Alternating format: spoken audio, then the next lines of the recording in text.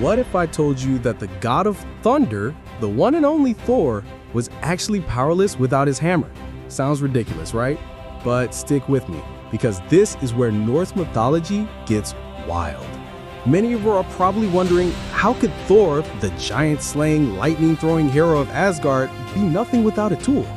Well, let me tell you the story of what really made Thor the legend we know today, and what might have happened if he'd never laid his hands on Mjolnir. Picture Asgard. Gold towers, booming feasts, gods and goddesses everywhere. Thor's there, of course. Bigger, louder, and stronger than anyone else.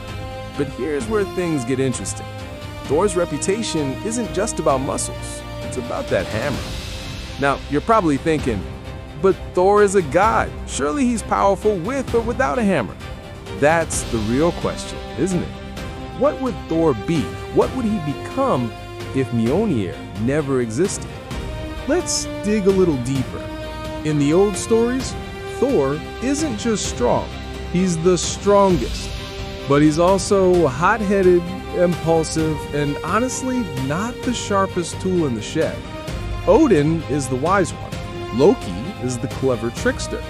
Thor, he's the muscle. But wait, there's more. Did you know that Mjolnir wasn't just a weapon for smashing giants? It was the source of Thor's ability to summon thunder and lightning. Without it, he couldn't call down storms. He couldn't fly. He couldn't even guarantee his attacks would hit their mark. Can you imagine the god of thunder who can't make thunder? Let's imagine a different Asgard. Thor grows up, still strong, still the son of Odin, but there's no magical hammer, no Mjolnir, no lightning, no legendary status. He's just a really strong guy in a world full of gods and monsters who can do far more than just lift heavy things. Now, you're probably thinking, wouldn't Thor just pick up another weapon? Maybe a sword, an axe, something else magical? Sure, he could, but nothing else in the Nine Realms is quite like Mjolnir. The hammer is more than a weapon. It's a symbol. It's the reason the giants fear him, the reason gods trust him to defend Asgard. Without it, Thor's legend starts to crumble. But here's where things get even more interesting. In the actual myths, there's a story where Thor loses his hammer. The giant Thrym steals Mjolnir and demands Freya as his bride in exchange for its return. Thor is helpless. He can't fight the giants, can't protect Asgard, can't even face his enemies without his hammer. He has to dress up as a bride. Yes, Thor in a wedding dress, just to get close enough to steal Mjolnir back. Can you imagine the god of thunder, the ultimate warrior, forced to use trickery because he's powerless without his hammer? That's the real weakness, isn't it? Thor's dependence on Mjolnir isn't just about strength. It's about identity. His confidence, his reputation, even his sense of self is wrapped up in that hammer. Take it away, and he's lost. But wait, there's more. Did you know Thor needed special iron gloves just to hold Mjolnir? And a magical belt to double his strength. Even with all his natural power, Thor wasn't complete without these magical tools. It's almost as if the gods themselves knew that brute strength wasn't enough. Now, you're probably thinking, but Thor is still a god. Surely he could find another way to protect Asgard. What would you do if everything you were known for, your strength, your courage, your legend, depended on something outside yourself? Let's take it a step further. Imagine the giants realize Thor doesn't have Mjolnir. Suddenly, the balance of power shifts. The gods are vulnerable.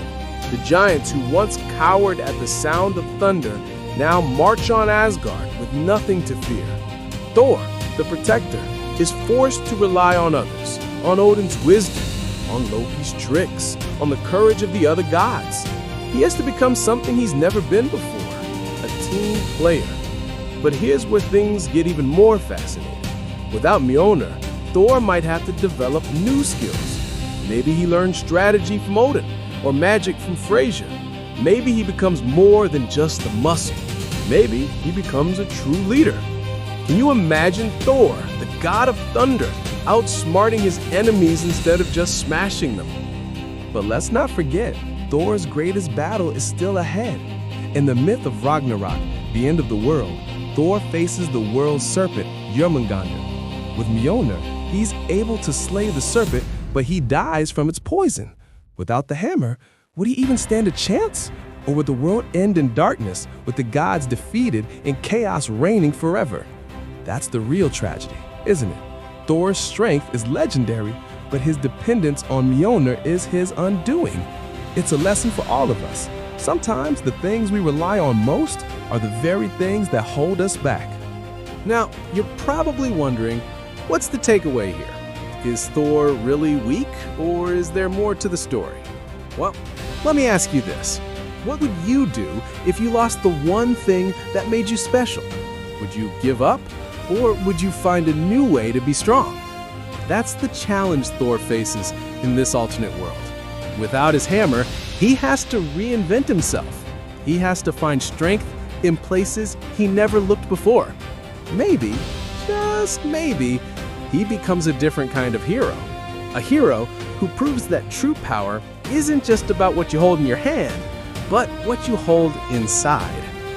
But wait, what if Odin gave Thor the hammer not to make him stronger, but to keep him dependent? What if the real secret of the gods is that every strength comes with a hidden weakness? What do you think? Would Thor rise to the challenge, or would he fade into myth as just another strongman with nothing to show for it? That's the real question, isn't it? So, next time you hear thunder rumbling in the sky, ask yourself, is it the hammer or is it the god behind it that truly makes the storm?